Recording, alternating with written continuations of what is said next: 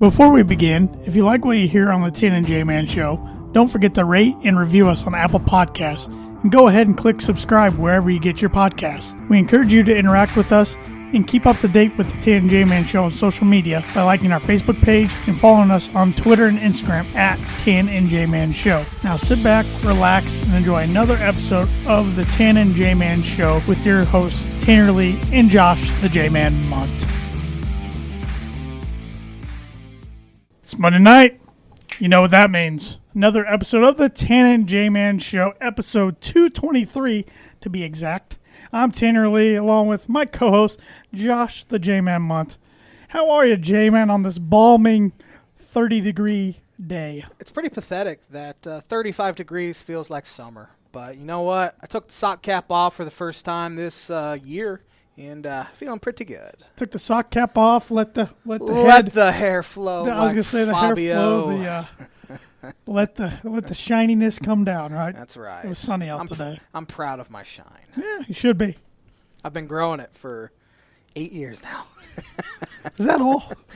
I probably started when I was 14, but embrace it. Yes, sir. Embrace it. So, did you bring some Birdie Bogey trivia with you? I did. Tonight. Got an NBA question for you. Oh. You might. Yay. You should be able to get a par out of this one because it's multiple. Trae Young is just the fifth player in NBA history to record at least 15 career 40-point games at the age of 22 or younger. Who are the other four to have done this? How many career games? 15 career games, 40-point games at age 22 or younger. Four other players have accomplished this. I would say you have a pretty good chance to get 2 out of 4. That's. I don't think you'll get all 4. You might get 3 of 4, but the other one's kind of tough. That's putting a lot of baskets in there. Yeah. A lot of points. Trae Young's a chucker, man. Yes, dude. What do you think about that trade looking back on it between him and Luka? I think I'd rather have Luka. I would too, but it worked out pretty good for both teams. Pretty good for Atlanta. Is Trae Young in the All-Star game? I know he's not a starter. I know Luka's a starter, but Luka's an absolute superstar. Trae Young's a good player. I think it worked out well for both franchises. Yeah, usually it doesn't. I mean, usually one team's way off, and I mean, I always look back at there's so many cases throughout sports where a team didn't take so and so and took so and so. But you could say that in every single when it draft. comes to the NBA, the one that always is in my head is Darko Milicic. Yeah. Because you could have had Carmelo, Bosh, or Wade. Dwayne 3, Wade, 4, 5. Took Darko. I mean, think of Portland taking Greg Oden over Kevin Durant. Looking back, at the time it kind of made sense. But I mean, Portland could have Kevin Durant. I thought you were going to say them taking Sam Bowie, but Sam Bowie wasn't that bad of a player. Terrible. He just wasn't Jordan. But they could have also had a Hakeem Olajuwon. No one says that. I know. But Noble Gnome LLC sponsors the Birdie Bogey segment for fresh, locally grown, nutrient-dense produce from Bryce and Katie Romine of Mentone, Indiana. Like them on Facebook, follow them on Instagram, and check out their website, noblegnomellc.com. The 2021 CSA membership enrollment is happening now. In a season of unknown, find comfort and security knowing your summer will be filled with fresh, locally grown, nutrient-dense produce. They have 20 slots available and will go quickly, so act now. To find out more, enroll and purchase your membership, visit their website, noblegnomellc.com. Get your veggies. A lot of exciting things happening. Yes, sir. What do you want to start with tonight? You got a big NFL trade. Yeah, let's start with some pigskin talk, even though it's basketball season, but the NFL season never really stops if you think about it. No. I mean, the off season's where the real season happens. The real season. But Indianapolis Colts made a big move last week, acquiring their new quarterback, at least it looks like it, Carson Wentz. They gave up a third-round pick in this year's draft and a conditional second-round pick that could turn into a first-round pick to Philadelphia.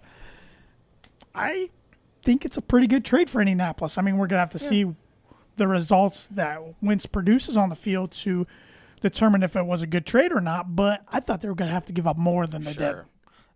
It's really a low-risk trade if you think about it. If you give up a first-round pick, that will hurt, but I don't think it'd be a high first-round pick at that. Carson Wentz, maybe it's a change of scenery type deal, pair him with Frank Reich again. where he had a great season in 2017, throwing 33 touchdowns, only 7 interceptions. Surrounded with a much better offensive line. Yeah. He got sacked 50 times in 12 games last year. I will say he holds onto the ball a little too long. Yeah. But, yes, that line was trash. And I think his injury kind of played a role with him mentally. Oh, absolutely. And he just hasn't been able to recover from that. He was pretty good in 2019 looking at this, though. 27 touchdowns, 7 interceptions, 93.1 quarterback rating. Last year, he was maybe the worst starter in the NFL. 72.8 quarterback rating, which is one of the lowest. Threw 15 interceptions, which was most in the NFL. Sacked, of course, as I said, 50 times. But, again, low risk if they can kind of strike gold with him should he return to form. I actually like the deal for the Colts. We've been ripping on Carson Wentz for months on end, years on end, but maybe this change of scenery will help him out immensely. I did see today that he wants to wear number 11. Did you see this? I did not. It didn't surprise me, but And Michael Pittman said no. he'll get it. He'll have to give up probably something. But Michael Pittman said, I'm number 11. No deal can be made. I'd be like, all right, Pittman, you're not getting the ball much. I kind of like that from Pittman, though. Yeah. He'll give up something. You know, I remember when Eli was drafted to the Giants. I forget who the punter was. Eli bought him like a really nice grill and something else in exchange for the number. So. Well, is Wentz good enough to be making demands that he needs his number? Probably not, but he's the quarterback. And that kind of comes with the territory. I don't think it Oh, I do. I do. Nah. So, especially because if he is good, he's going to sell a lot more jerseys than Pittman. So, I know a lot of Colts fans are happy with it, and I know a few Colts fans that are not happy with it. Same. So it'll just be interesting to see how it shakes out. A lot of the Colt fans I know that aren't happy, a lot of them is because they're just a little concerned, which I get it.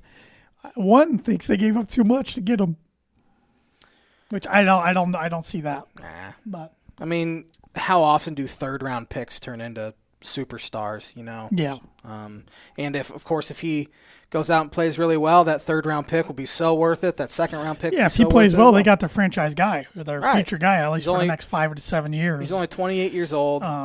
Still a lot of football left. Can he recover mentally? Yeah, and it's all in between the years, I think. I think it comes down to the confidence. We'll see if a change of scenery, like you said, gives him a spring of confidence or not.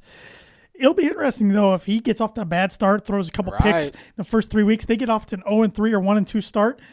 When do the boo birds come out and the patience wear thin for the Colt fans? Right. If he goes out and plays like he did this past year, it'll be Brissett time after about 6 games. If he's still there.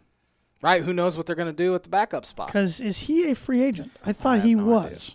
I don't know. He might be. Yeah. It seems like he's been in the league long enough where he should be. Or at least he maybe is a restricted free agent. Or I feel like again, maybe not. Can't imagine a team sign him to a 5-year deal as a restricted free agent, so I imagine he'd be back. Yeah. Actually, I think he does have another year on his contract now. I don't know. Colt fans, let us know. Let us know if you're watching this. Comment on our Facebook page.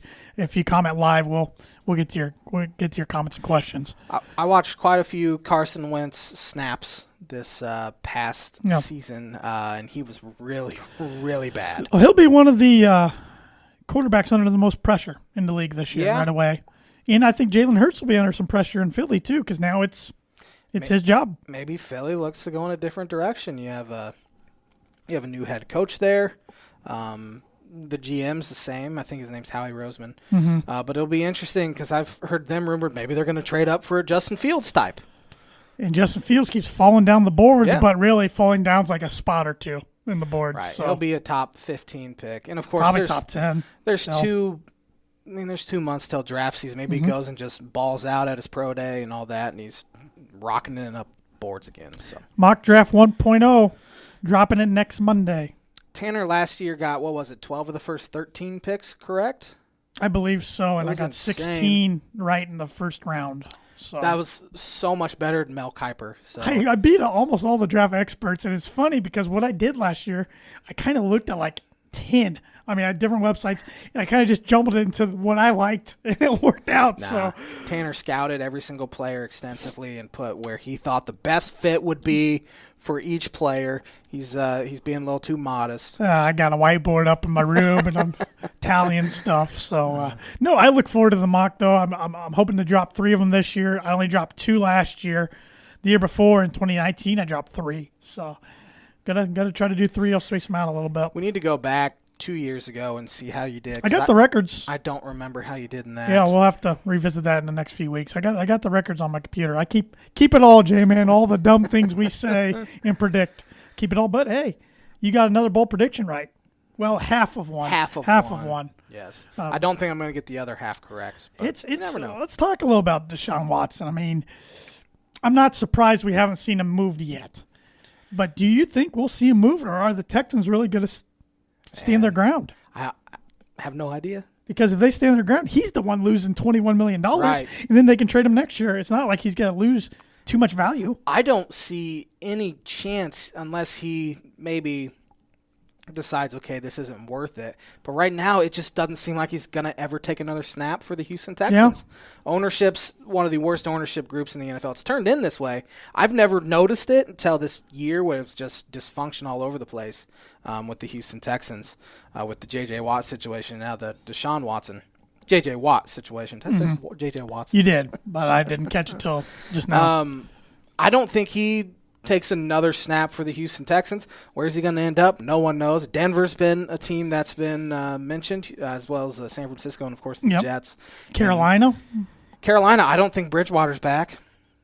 The way it sounds like I think it's so stupid how these players, every time there's like rumors about them leaving, they just scrub their whole Instagram of all the stuff of them in this team's uniform. It's so stupid. Yep. It's just drama-filled. Hopefully they do it just to get a rise out of the media because that's fun, which it could be what Bridgewater did. But that's exactly what Bridgewater did. Just scrubbed all of his social media Panthers It's stuff. also crazy when you see so many teams now, like they went after Teddy Bridgewater last offseason, got him 3 years, $66 million. Yeah, he didn't have a great season by any means, but then give up on him like that. And it's like, all right, we're going to eat the money. I mean, that's how important a quarterback is. We'd had so many years of evidence of him being incredibly mediocre. I didn't know what Carolina was doing to begin with. I think him sitting behind Drew Brees just made them think, oh, maybe he's learned something. He looked good when he came in as a backup. Right. But that's needed. That's that system, too. Yep.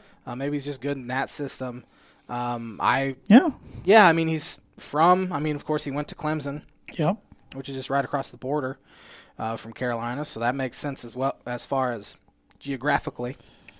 But it'll be interesting. But to get him, they might have to give up Christian McCaffrey and a couple first-rounders. Is it worth it? That's the thing. It might be. I mean, that's a quarterback position. I mean, Christian's elite running back, but in 3 or 4 years, his wheels are going to fall off. It kills your cap space. How are they going to fill a team around Deshaun Watson? Because Deshaun Watson, I mean, he started every single game and they went 4-12 in Houston. I mean, of course, it's not all his fault, but, I mean, if you can't surround him with talent, he had great wide receivers, too. Brandon Cooks, Will Fuller. Lost his best one, but. Sure. Which I laugh at the people who bring that up saying, well, he signed his contract before. No, he didn't. After Hopkins got traded, he signed that contract extension. So he knew what he was getting himself into. Right. And they went 4-12. Yep. Now he had a good year, but again, they went 4-12 with him under center. You're right. So he hasn't won anything in the pro levels yet. Nothing. I mean, which isn't all his fault, but they won a playoff game when you're making that much money. But 2 years ago, last year they went 4-12. Last playoffs. Well, okay. 2019. Son of a B. I have no clue where he ends up. Yeah. It's going to be this whole saga from now until maybe even summer. Dominoes still to fall as far as quarterbacks are concerned. Yeah. I mean, who doesn't have a quarterback right now? I mean, you have the Lions have a quarterback now. The Rams have a quarterback. I think the Jets, who knows what the Bears do? Yeah. Can they go trade for a guy like Sam Darnold? Yep. Big Ben, who knows if he's going to come back? There's interesting been rumors. Comments by the general manager the other day.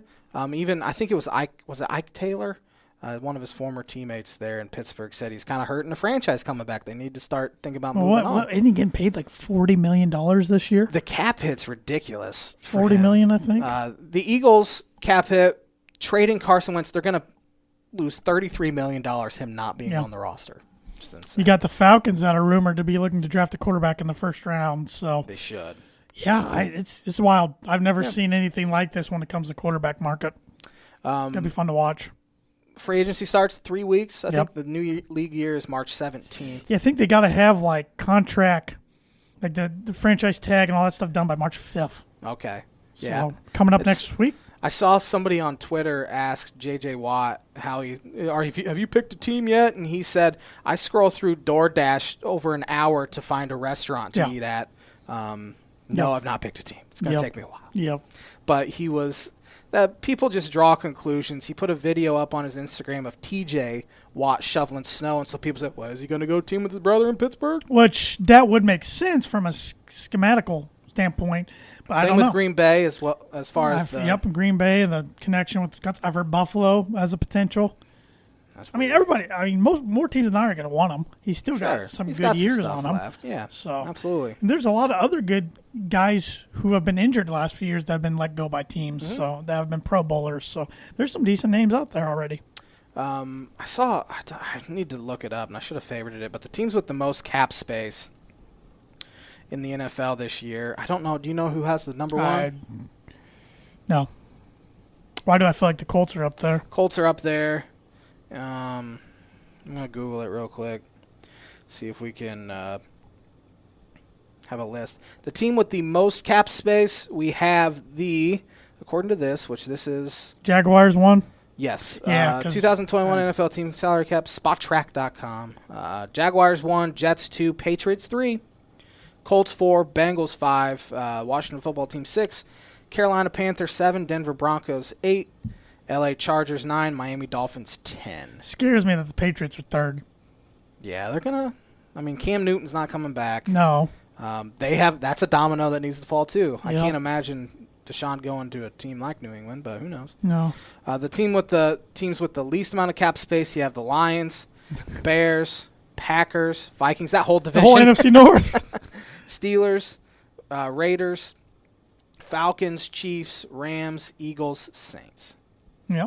I wonder, should Drew Brees retire if that cap space for the Saints? I'm surprised we haven't heard anything yet. But I think he's another one that has to make a decision by March 5th, I think. Yeah. With his contract. So we should be hearing something soon. I'd be shocked if he returns, but I guess never say never. Right. But a lot of moving parts, but it's going to be fun, and I'm looking forward to dropping Mock Draft 1.0 next week for everybody to listen to. Yes, sir. What do you want? Do you want to get educated or do you want to get quizzed next? I want to get educated. All right. I feel like my brain needs some knowledge today. This is the On This Day segment, which is brought to you by Proforma Print House every week. But all right, let's see here. I haven't looked at these yet. So on this day in 1893, the first Iron Bowl was played. In February. Alabama, Auburn? Auburn beat Alabama 32-22 in Birmingham. Huh. I wouldn't have guessed it was played in February.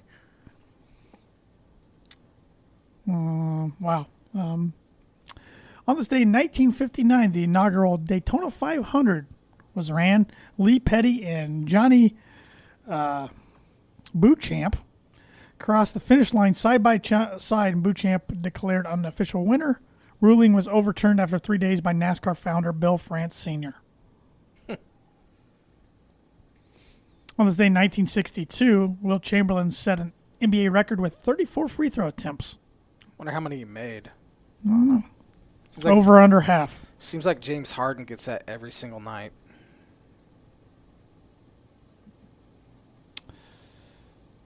On this day in 1970, the 12th Daytona 500 was ran. Pete Hamilton won by just 3 car lengths over David Pearson after passing him with 9 laps to go. Payday! Well, on this day in 1979, Billy Martin was named manager of the Oakland Athletics. He's a character. On this day in 1980, the Miracle on Ice happened. U.S. hockey team beat heavily favored Soviet Union 4-3 at Lake Placid in one of the biggest upsets in Olympic history. Americans went on to win the gold medal. Al Michaels' call was legendary. They made a movie on that. It was a good movie, too.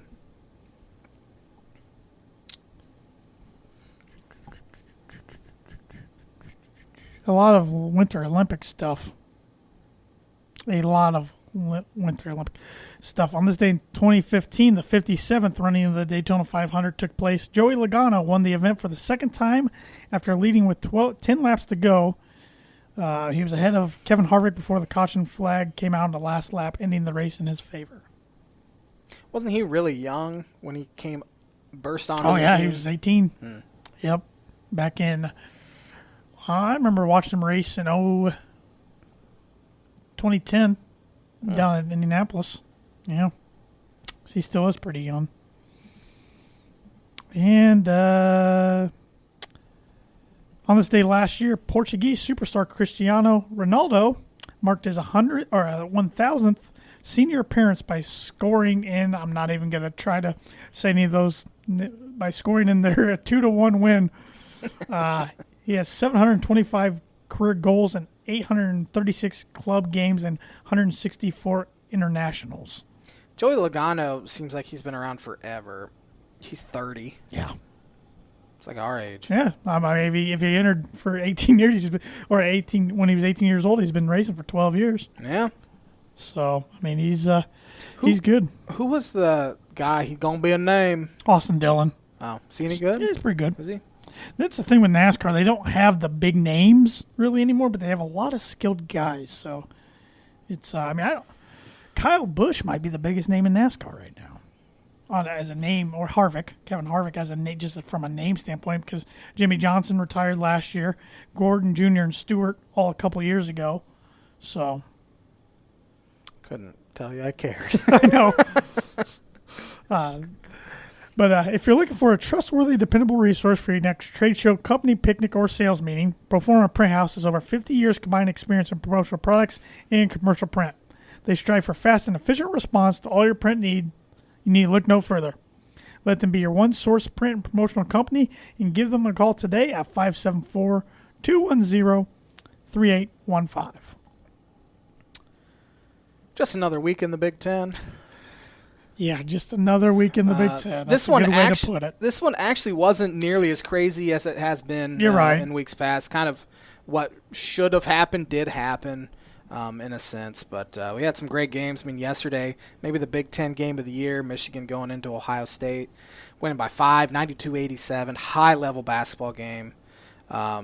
Just two great teams, two of the top 3 teams in the Big Ten, two heavyweights. Played just phenomenally. You said you didn't watch a whole lot of that one. Just a high-level shot making. I mean, in the first half, I think Michigan was 7 for 11 from 3, and Ohio State was matching them. Michigan ended up shooting 53% from the floor, hitting 11 threes. And, I mean, you look at Michigan or Ohio State, they shot 53.3% from the floor, hit 11 threes. The difference was free throws. That was it. Michigan hit 7 free throws, Ohio State only 12. Those two teams are good enough to get to a national championship game this year. And yet, I feel like one of them is going to get knocked out early. I don't know why. Because they are two of the most talented teams in the country, but I feel like one of them is going to get knocked out before the Sweet 16. I'm with you. I don't know why. I just, for some reason, I'm still having a hard time believing in Ohio State. For some I am reason. too. It's probably because Purdue beat them twice somehow. I don't know how. I don't know why I feel that way, but I just do. I think Michigan's legitimately really good. Yes. And I think Ohio State's legitimately really good. But for whatever reason, I'm just having a hard time. Well, like in my head today, I'm thinking, the Big Ten's good enough. They got to get a team to the Final Four, right? Or maybe even win the championship, like you were saying in your bold predictions. But then I know I made a statement the other day. I could see the Big Ten not having any teams in the Final Four. So that's why it's March Madness, I guess. Yeah, it depends on who shows up on a given day. I mean, Iowa's more than capable of getting hot and going to the Final Four. Illinois, if they play like they did Saturday, is more than capable of going to a Final Four. Ohio State, Michigan as well. Those top 4, I think, have the best shot. I mean, Purdue could get hot, but they're so young that I kind of have a hard time picking them to go too far. They're not going to be allowed to play at home, are they? I don't believe they can play Mackey. I don't know if they can play in their second home away from home in Assembly Hall. It doesn't seem like Big Ten teams should be allowed to play at those venues, but who knows? I don't know. I don't know. The other venues, you got Lucas Oil, Bankers Life, Hinkle, and then State Farm Center. Is Lucas Oil going to be used in the round of 64 and round of 32? I was trying to look that up. It seems like that should just be Sweet 16. Because Sweet 16's Hinkle and Lucas Oil. But I think Hinkle's also first and second round. I think. I know Hinkle is Sweet 16. It seems like Lucas Oil would be almost too big to have. I mean, they're having 25%. Will they have 25% at Lucas Oil? Capacity for fans, or is that just in like the... Well, see, the 25% is the max they can have, and that includes not just fans, but fans, players, staff, families. Oh, so we're not going to have 25% no, just fans. And I already know Indiana already said 500 is the max at Assembly Hall. They're not doing, and I think Purdue's like 2,300 or something. So wow. I don't know if so. There's some places that still are honoring the 25%. It's going to be hard for. But underdogs. if you do 25% at like Hinkle or State Farm Center, where it only holds 7,000, you get a lot more people. Or not a lot more people. Never mind. Never mind. You'd get less people, but it looked. It would look. More. It would be louder. You would think. Yeah. That's what I was Cracker trying to Jack. get to. How many does Hinkle hold? That was like 7. Is that all it is? Yeah. I could be wrong. 9,100. Well, Lucas Oil holds 67,000 for football, but can be expanded to 70 for basketball. They obviously won't do that. Correct. Yeah, it'll be interesting. I hate, for whatever reason, watching basketball games in football stadiums. Yep. It's just not as aesthetically pleasing. Yep. I don't think the players like playing them as much either. The shooting background's a lot different. Well, in the Big Ten teams, they got to do it in the Big Ten tournament there. Lucas Oil. It's not at Banker's Life. It's at Lucas Oil. Why? Oh, Pacers? I have no idea. I had no idea it was at Lucas Oil. Yeah, so that makes me think they might be hosting first and second round games too there. Yeah, it would make sense now. Yeah. And maybe that's where the Big Ten teams end up playing. I know Banker's Life, due to hosting first and second round games, the IHSA state finals for the boys are pushed back a week into April. For like the third time ever. Wow. Yeah. It's going to be interesting to see how it all shakes out. Like I was telling you, Purdue's last road game is this Friday at Penn State. It's the last time they got to take a plane anywhere this year. They got to love that, especially after the scare crashing one at Maryland. But they get a bus. I mean, they're home twice next week, and then they get a bus down for the Big Ten tournament and the NCAA tournament. Yeah. So that'll be nice for them. It'll really, for all Big Ten teams, Yep. It'll be nice. Did you see that rumor about teams like Gonzaga and a few other teams maybe not playing in their conference tournament? I don't blame them. So if that doesn't happen, will they still honor the champion of like the West Coast? Right. Because then that's going to screw somebody. Yeah, I didn't even think Yeah, that's where about I that. have a problem with that. Yeah, because, I mean, that's definitely a one-bid league there. But if I'm a team in that conference and Gonzaga drops out, woohoo. then I'm mad because if they're going to say, no, we're not honoring the champion, because I'm like, what the heck? Right. They're the ones not playing. So the NCAA is going to have an interesting decision to make, because if you do that, a team like Syracuse is going to get. I couldn't care less about Syracuse. I was just thinking, like, I know they're 13-6 and they're on the bubble right now. So I did see they came back from way down against Notre Dame. Yep. But, yeah, that wouldn't be fair at all if the West Coast Conference gets 2 bids because Gonzaga decides not to play, because I don't think Gonzaga had any shot to lose that one. No. I think they're going to go undefeated the entire season, even into the national championship if Purdue can't win them, for them or Baylor, just to get the Indiana last undefeated team thing. Is Baylor done. ever going to play again? Good Lord. They've been so many games postponed. They're so good, but will these layoffs hurt? It hasn't hurt Michigan at all, clearly. Baylor's won every single game by 8 points or more. Every single game, even within their conference. In the Big 12. Whooping. It's crazy. They beat Illinois by 12. I mean, in the conference. I mean, Big 12 is a pretty good basketball conference this year. That's insane. It helps that Kansas isn't Kansas. And that's what almost wants me to say Baylor's better than Gonzaga, but they haven't played as many games, and Gonzaga just whoops on people. But like you said, look at their conference. But got to play who you got to play. I mean, Gonzaga's beaten some pretty dang good teams. Yeah, they beat Iowa, and they beat blew Iowa out. Yeah. So, but I don't know, man.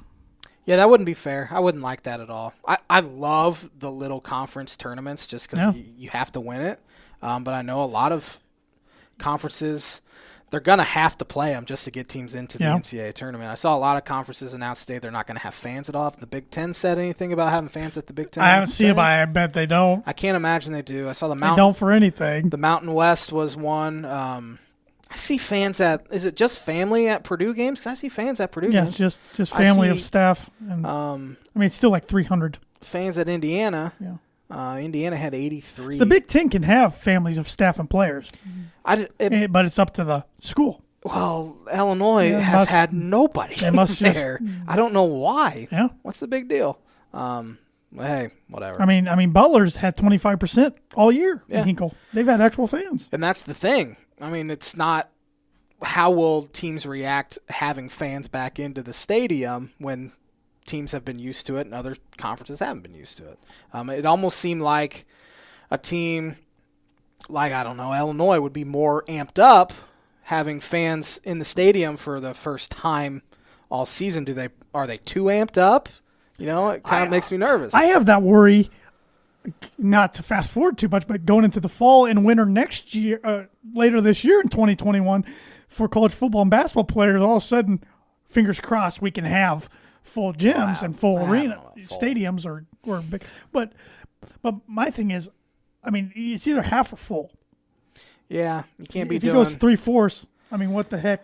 Yeah, right, just do full. Yeah, but anyway, where I'm getting to is, are those players going to be so amped up all of a sudden, like the Big Ten Conference, where they had no fans, to playing in front of full? Like, well, I are mean, they going to forget what it was like?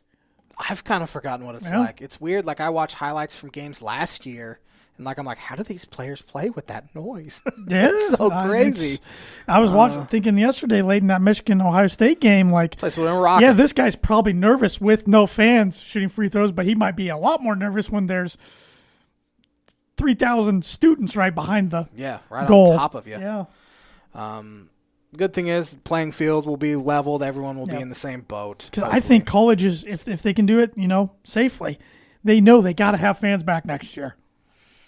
Because they just are losing. They lost a lot without the gate revenue, and that makes the experience is the fans in college more so than pros. Especially college basketball is the one that I've really noticed it. Ray Davis says here there will actually be more that can get in because there's no Ivy League at all this year, so there won't be any. Good point. I can't think of any other conference that didn't play at all. I know some teams have opted out, but I think the Ivy League's the only conference. I forgot about that. That opted out. Yeah, they did it back in like August. We've kind of forgotten completely about that. I did completely. So that's a good question there.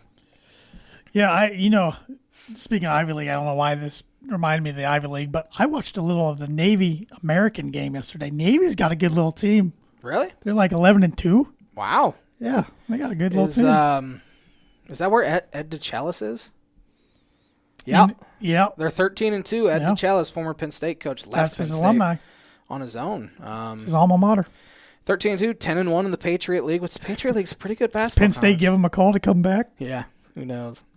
That's a good segue, though, into I was going to start with bubble talk in the Big Ten. I think we have 6 teams that are locks for the NCAA tournament right now. You have, of course, Ohio State, Michigan, Illinois, Iowa, Purdue, and Wisconsin, I would say, are all locks right now. That's 6. Sound like 7 in my head. Wisconsin, Purdue, Iowa, Illinois, Michigan, Ohio State. Okay, 6. Then I think we have 4 teams that are easily out and won't make it. Although I'll start with one, Michigan State. Do they get hot enough? Because I think they're talented enough to make a run in the Big Ten tournament. I'll save for my predictions. Okay. Yeah, but they got a much-needed win on Saturday. Northwestern, Penn State, Nebraska, out. For sure out. Then that leaves 4 bubble teams. I want to know, will they get in? Won't they get in? You have their schedules up by chance? I am bringing up their schedules. Because that'll help me.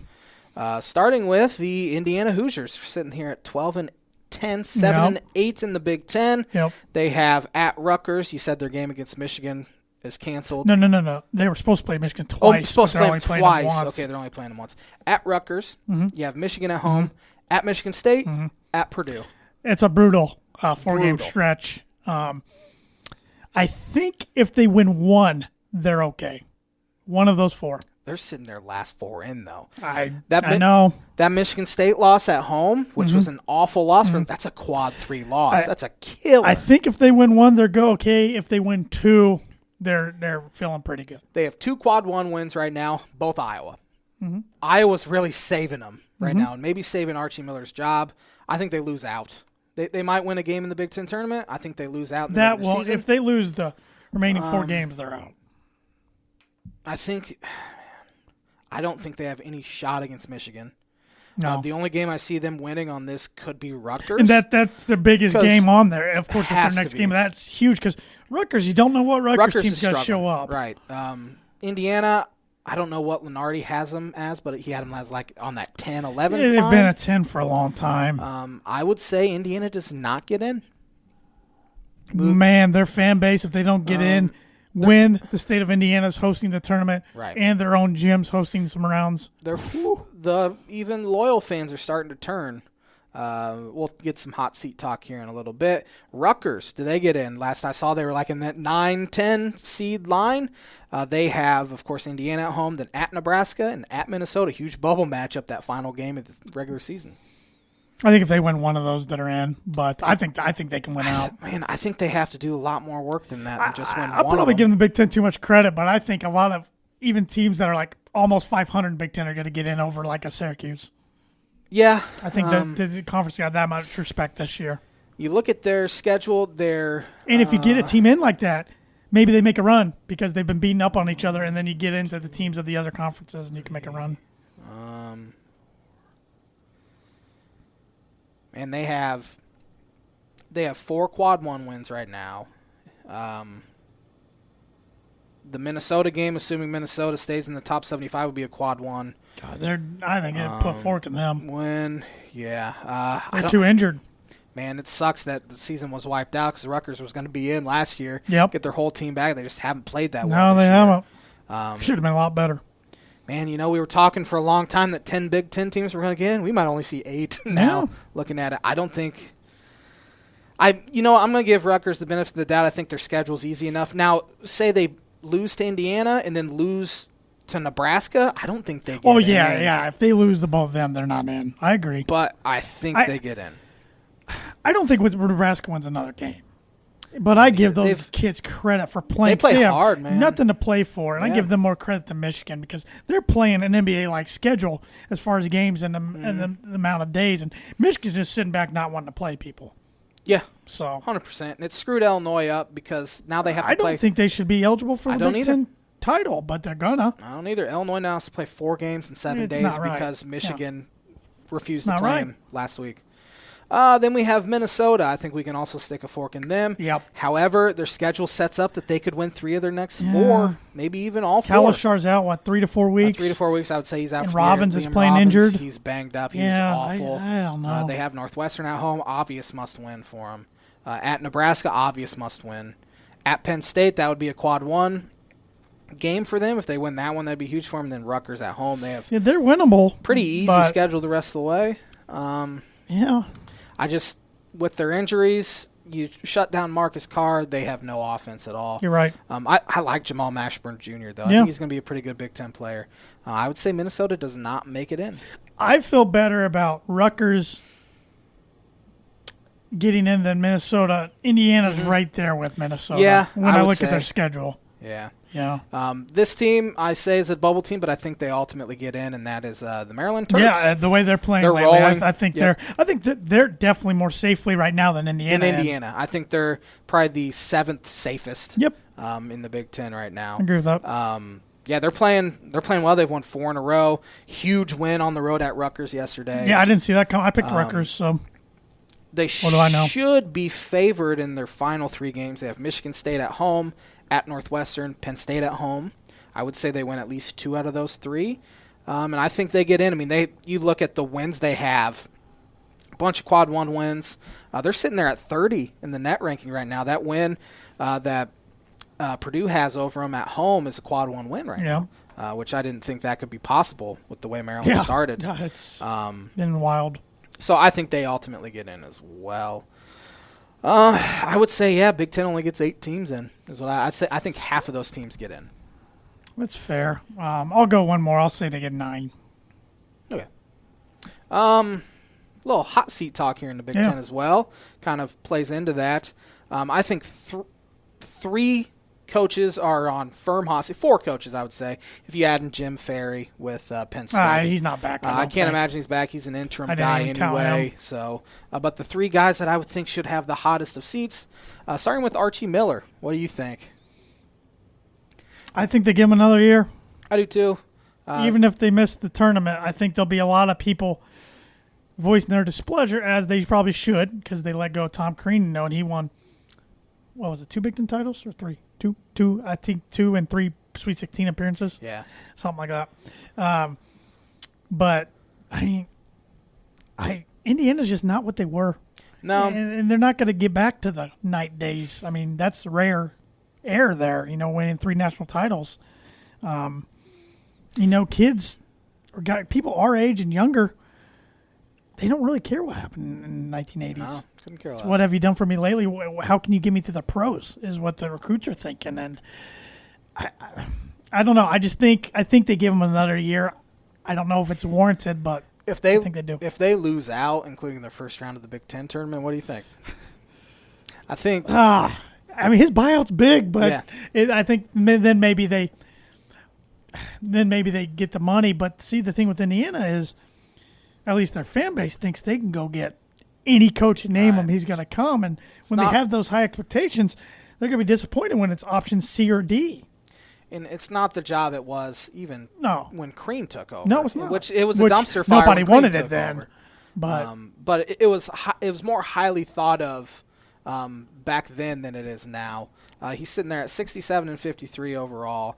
His Big Ten win percentage is under 500. Yeah.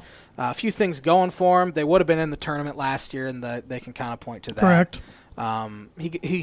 He might get his whole team back next year, but who knows if Trace Jackson Davis jumps. I think what's also hurting him is, for a long time, Archie Miller fans could say, well, look at his recruiting. I don't think his recruiting's that great, and the guy, his in-state rival's getting the best players out of the state right now. I mean, they landed Romeo Langford and Trace Jackson Davis. And they got Lander. He's a 5-star. And they got Christian Lander. But you look at the player development, Rob Fennessy's gotten so much worse. I don't think Al Durham's that much better than he was as a freshman. Franklin's pretty good. Franklin's pretty good, and I think Race Thompson's better as well. But the guard play is not there. They had a team with 2 NBA players in Romeo Langford and Jawan Morgan, and that team went 19 and 16. This team got everyone back from last year. They got older, and they're sitting here far worse than they were last year. Another thing that hurts him, I think, is that's a new AD there. Maybe he that's true. wants to go and make a change and get his own guy in there. So I would say he's probably going to be back for another year. I would say right now on February 22nd, I'll say he's back. Chris Collins. Shouldn't be back, but I'm going to say he's back. Shouldn't be back at all. But it's Northwestern. They have no expectations. He led them to a NCAA tournament berth. But since that NCAA tournament berth in 2017, he is 43 and 73. 30 games under 500. 8 and 23 last year. 6 and 14 this year. They've lost 13 straight games. I will say this 13-game stretch has been a gauntlet of great teams. But he's sitting there 115 and 133. A few things he has going his way. They gave Bill Carmody 20 years almost. Yeah. He was there forever. And he did something nobody else has done in school history. Right. That helps, obviously. But it's been 4 years since then. His whole team's back, but is that a good thing? They're not very good now. Why are they going to be better next year? They don't have an athletic director right now, so maybe that helps his cause. I would say it does. If they hire someone soon, maybe it hurts his cause. I would say he's ultimately back as well. They gave the football coach pretty much a lifetime contract. Which they probably should. Oh, he's good. He's by far the best they could ever get. Yeah. I would say he's probably back. I just think some of these Big Ten teams don't care about basketball like they do football. They don't, which is okay. Like these two we're talking about now, Northwestern and Minnesota. Yeah. Minnesota, Richard Pitino. Should he be on the hot seat? I think 100%. I think he should be on the hot seat, but I don't know if he will be. They did go to the tournament 2 years ago, but since he's been there, he's been under 500 in league play 7 of the 8 years. His Big Ten win percentage is .370. He's 54 and 92 in Big Ten play since they got there.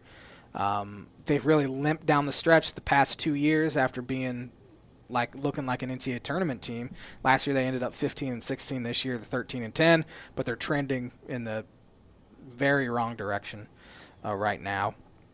A few things going his way. I don't know if anything's really going his way. I assume Marcus Carr is going to jump. I would at least put his name in. I think he has some good young talent, Jamal Mashburn Jr., but who else? I mean, Liam Robbins. I don't know what their recruiting class looks like. I don't either. I think he's ultimately back as well because, again, they care more about football there than they do basketball. Yeah. But if they go under 500 next year, I would say he's gone. Yeah. Fair assessment. And that's it for the hot seat talk. Minnesota did get up to number 16 in the country this year. I didn't even remember that. Northwestern was ranked at one 19th. Point this year. They were up to 19th after at one beating point. Ohio State and Indiana. At Indiana, and then they've lost 13 in a row since then. So, who's this show sponsored by? Yes, we got 2 sponsors of the show. The first one's been a sponsor for 2 years now. That's the Damn Landing. Whether you want an epic burger, hand-tossed pizza, hand-breaded tenderloin, seafood, craft beer, or a handcrafted cocktail, the Damn Landing is the place to be. Damn Landing is a bar and grill located on beautiful Lake Manitou that focuses on freshness and quality. And, of course, you got the Damn Smoke, which is available every weekend and features delicious barbecues and steaks. In addition to those, you can wash it down with one of their 16 beers on tap, including a constant rotation of today's best microbrews and domestic flavors, or a handcrafted cocktail made using fresh ingredients. Taking the fantastic views of Lake Manitou and their beer garden or outdoor bar area, still probably a little chilly for that, but the snow's starting to melt, so maybe in a couple weeks. Sir. Whether it be by boat, take the snowmobile over. Whether it be by snowmobile or by wheels, the Damn Landing is the place to be. Located at 1305 Ewing Road in Rochester. And our other sponsor is a new sponsor now for the first, I don't know how many weeks we are into this. 6 weeks, I would say. 6 weeks? Is that? I don't know. I 3, don't want to do the 7 math, weeks. But that's Circle 15 Golf. Circle 15 Golf is a brand focused on bringing tour quality products and experience to the everyday golfer, like you and me. It's built on 25 years of tour experience, featuring the Genesis glove, the most durable and comfortable glove available, and the patented Glove Hub, the first and only glove humidor on the market. Find them and more details about their company at circle15golf.com. They also release some sharp-looking flex fit and snapback black Circle 15 hats. I need to get myself one of those. Yeah, you do. You know I'm a big Puma guy. You know I'm wearing a hat. You're a big hat guy, too. And I'm a big hat guy. Well, I'm also a big Cobra golf guy. All my clubs except my putter are Cobra. My putter's Odyssey. Well, Cobra released a good-looking glove last week, golf glove. I'm like, nah, I'm Team Circle 15. Yes, I got the Genesis, the most comfortable and durable glove on the market. I don't need any Cobra gloves. So, isn't ripping Velcro just like the most satisfying thing ever? Great sound. And you got the Glove Hub, of course, which is going to make your gloves, the life of your golf gloves last 3 times longer than they would. So no more crusty, disgusting golf gloves in the summertime when it's like 96 out. So I think I'd take 96 right now. I would too. But, go swimming in the pool. Get on circle15golf.com and make an order today. Got some word association for me tonight. I'm a little nervous. Just a little bit. I do. I have some word association. Association. Oops. I just kicked Tanner's dog Elway under the table. It's probably asleep too. Way to go. I apologize there. Bite him, Elway. Bite him. All right. All coaches. Oh, this week. And some of them, yeah, I'm excited to see this list. Tony La Russa. Drunk. Knew that was coming. DUI. Brian Kelly. Hothead. And he killed a kid. Remember that? I do remember that. I was a manager at the time. He got off easy with that one. David Bell, not Purdue's David Bell, the Cincinnati Reds David Bell. Whiny. All right. Nick Saban. Where to begin? First thing that popped into my head was cheater, but he's not a cheater. Traitor. I thought you were going to say Satan. Nick Satan. That would have made sense. Mike Schilt. Puppet master. I don't know much about him, so I was interested in your answer. I don't like him. Adam Gase. Eyeballs. Just you remember his press conference? His eyes were all over the place. They're coming out of his head. Man. Fran McCaffrey. I want to go hothead again. You could hear audible curse words last night. He was screaming at his team when they got down 6. I mean, his face was just red. You could hear every single word he was saying. He was lighting into them. He needs to calm down. Yeah, he's going to have himself a health I should have problem. put Fran on the hot seat list. Say they lose out. If they don't make the Sweet 16, at least, they should make it D-Burnett. With this team, he needs to be gone. I know a lot I've said of that all year. Iowa fans that don't like him. They don't think he's a good face for the university because he's just yelling, screaming, and he whines, and his teams have underachieved. I was going to say it's tough when you've had the same football coach, the longest 10-year Division I football coach in Kirk Ferentz, but Ferentz kind of got in the news last year too a little bit. So, what was Urban doing Urban Meyer hiring that strength coach? For a day? I don't know. For a day. Well, that's funny you mentioned him because that's my next name on the list, Urban Meyer. Really good football coach. I mean, I don't really have anything bad to say about him, unfortunately. How about this guy, Tim Beckman? Lasagna. Why don't you give a backstory to that real quick because people are not going to know what you're talking about. In his introductory press conference at Illinois, he's very high energy, very energetic. He goes, we want to create a family atmosphere here in Champaign every Thursday night. We're going to have the whole team over. My wife's going to make lasagna. We're going to have some nice lasagna as a team. I do like myself some good pan of lasagna. I love lasagna. I don't think I'd like Tim Beckman's wife lasagna. No. How about Chris Collins? A hot seat. A lot of hot words. Yeah, maybe it's just because we talk hot seat. Bill Self. Cheater. FBI. Pat Fitzgerald. He's a good football coach. He hates fun. I thought you were going to say like old man syndrome, get off my lawn or get something. Get off my lawn, cell phone. Greg Gard. Boring. He's Bruce Weber reincarnated. Bruce Weber.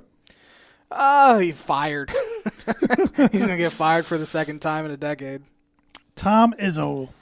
Oh, man, I can't. Talk about whiny. Yeah, I was going to say whiny. That guy makes more excuses in a press conference after a loss than any coach I've ever seen. Yeah. I don't like him. You know what we forgot to do is pick games. Oh, we still got some minutes. I got one more name. Okay. Bruce Pearl. Sweating through his suit jacket there, and he got Illinois on probation for a few years because he lied. Yep. Some Big Ten games to pick. We have tomorrow night Illinois at Michigan State. I think the Spartans hang around in this one. It's a close one, but Illinois prevails by 8 points. I'm scared about it. I would be too. I was scared last Tuesday. I was scared. I was kind of rooting for Indiana on Saturday just for the fact that I didn't want Michigan State to have any momentum whatsoever. To get some confidence Illinois is a 7-point favorite in Michigan State. That hasn't happened ever, maybe. I'm picking Michigan State, man. Yep, I don't know why. I just have that will give State in a tournament if something like that happens. The worst feeling about this game for whatever reason. They heated up behind the arc late in that game scares the other me. day. Hauser scares me because Kofi has really struggled guarding guys that can shoot the three ball. It just scares me to death. Illinois played so unbelievably well on Saturday, and I just feel like they have a letdown. At the same time, I feel like they're locking in though and are going to go on some crazy run here. But I'm picking Michigan State. That's how I feel right now. I might feel different tomorrow. Penn State at Nebraska. We have a game that I'm not going to watch. Nebraska beat them the first matchup in Happy Valley, but Penn State gets revenge in this one. Penn State 6-point favorites. I'm going to go Nebraska just to be different. I wouldn't mind that. Maybe Penn State will just quit then and won't even be up to play Friday. Yeah. Wednesday night, we have the Indiana Hoosiers at the Rutgers Scarlet Knights. Big game for both teams. I know earlier I said I think Indiana just needs definitely at least one more win, but Rutgers beat them the first time. I think Rutgers gets them again. I do too. This is as bubblicious as we could possibly get. Nice word. Yeah. Give me Rutgers. Thursday night, we have Nebraska at Illinois. Illinois by 25 plus. I think Illinois remembers what happened to them. Probably should have lost. They absolutely should have lost, but Ayo DeSumo did what he does. And I think Illinois rolls in that one. Iowa at Michigan. First one to 95. I got a weird feeling that Iowa pulls this out. I do too. Their offense is rolling. Michigan's obviously due for a loss. Iowa plays no defense. You have a freshman, Hunter Dickinson, trying to guard Luka Garza. Give me Iowa. For some reason, I have that feeling. Yeah. Ohio State at Michigan State. I picked Illinois over Michigan State. Earlier, you asked me what's Michigan State need to do. This is why I was waiting for this one. I think Sparty pulls the upset over Ohio State. Give me Ohio State. I'm just trying to be different. If Michigan State wins both of those, they're back on track. They're right back in it. I mean, that's two top 5 teams in the net ranking. And I think Ohio State's really good, but I think this is the week they kind of start to wake up a little bit. Yeah, and their schedule's tough. Yeah. Northwestern at Minnesota. Don't care. Must win for Minnesota. Minnesota, I think, wins that one. Yeah, I think Northwestern's kind of folded in the towel. Purdue at Penn State Friday night. Game scares the bejesus out of me. Purdue won a hard-fought battle the first time they played. I think Purdue gets it done, but it's going to be one I'm sweating. 3 of the last 4 times they've played in the Bryce Jordan Center has been overtime. If Penn State loses to Nebraska, I do think they quit. And Purdue rolls. I'm picking the Nittany Lions, though. I mean, they've been tough at home. Yeah. Beat Wisconsin. Sure. Gave Illinois everything they wanted for a half. Gave Ohio State everything they wanted for 6 minutes. I don't know why. I just feel like Penn State's due for one of those games where they just hit everything. I hate from a selfish fan standpoint how Purdue only has 1 game this week, but it's good for the young guys, I think, to get more practice in together. So Saturday afternoon, we have Michigan at Indiana. Michigan. Give me Michigan. I think they lose to Iowa and then come back and win on the road at Indiana. Illinois at Wisconsin. And it's a tough one. Wisconsin's not a good basketball team right now. I don't think they're very good. They did roll last night against Northwestern. This is an arena, though, that the home team gets a lot of calls. Worse than the Big Ten, in my opinion. I think Illinois gets it done. Close one again. Illinois whooped them in Champaign. Kofi had 8 dunks or something like that, just dominated them. Io had a triple-double, which he just followed it up with his second one in 2 weeks. He's doubled up the all-time triple-double number at Illinois in the past 2 weeks. Yeah, they had 2 coming in. He should be Big Ten Player of the Year and up for National Player of the Year. But any other year, he'd be a shoe-in probably for both. But whatever happens, happens. I think Illinois wins as well. They won there last year. I'm rooting for 2-1 this week. If they beat Michigan State, you obviously want to win all 3 of them. But I just feel bad about tomorrow night. Minnesota at Nebraska, another must-win for Minnesota. Like this matchup a lot more than I did the football matchup between these 2 teams. But give me Minnesota. Give me Minnesota as well. Michigan State at Maryland. Michigan State wins all 3 this week. That'll be 3 quad 1 wins in a week. Give me the Terps on this one. Give me the Terps as well. Iowa at Ohio State. That's a brutal schedule for Iowa this week. In Ohio State. In Ohio State. Well, I mean, they go up at the Sparty. Even though I just said I think Ohio State wakes up, I think the losses against Michigan and Michigan State wake them up a little bit. They bounce back and beat the Hawkeyes at home. I think Iowa wins this one. I think they get you went with a big week for 2 Iowa. Huge road wins. I don't know why. They didn't play well last night, but ended up getting it done. Luka Garza became the all-time leading scorer at Iowa. He airballed a free throw that would have given him. I saw you said that. You could tell he was thinking about it because it was 2 feet short. Russell Westbrook. Give me Hawks again. One thing you forgot was your J-Man's Book of Prediction of the week. J-Man's Book of Prediction of the week. Iowa will win both games. That's a good one. Iowa will win both games. That's brought to you by Indiana Farm Bureau Insurance Agent Travis Watering for life, home auto, renters, business, workers' comp, and farm insurance. Contact Travis at 219-869-4561. His email is travis.watering@infb.com. Birdie Bogey, before we wrap up here, Trae Young is the 5th player in NBA history to record 15 career 40-point games at the age of 22 or younger. Name those 4 other guys to do this. Blakey, this is not good. Kobe? No. Kobe. Man, he came in the league when he was 18. You're getting a bogey. Luka won already? No. Luka's only 20. Yeah, 22 or under, right? LeBron James. I was getting there with him. Kevin Durant.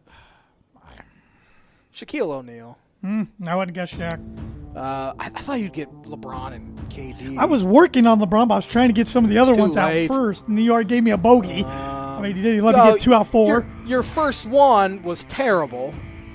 Kobe was an all-time scorer, man. Wasn't terrible. Well, he wasn't on the list. So. That was a good guess. I didn't think you'd give this guy Rick Barry. No. I would have got LeBron. He'd have been the only one I would have got. Yep. So I was going to guess Iverson. Get a bogey. I'm way off. Iverson. Yeah. My NBA trivia is awful. So's mine. I'm just bad. I just don't like the NBA very much. So. Ooh, some big news here. Albert Pujols' wife, Deirdre, says the 10-time All-Star will retire following this season. All right. Well, that's going to do it for episode 223 of the Tan and J-Man Show. Thanks for watching. Thanks for listening. Hit that subscribe button. Give us a rating and review if you're listening on Apple Podcasts. Like us on Facebook. Follow us on Twitter and Instagram at Tan and J-Man Show. And buy some Tan and J-Man Show merch. Until then, we'll see you next Monday. Same time, same channel. Stay safe, stay healthy, stay safe, everybody.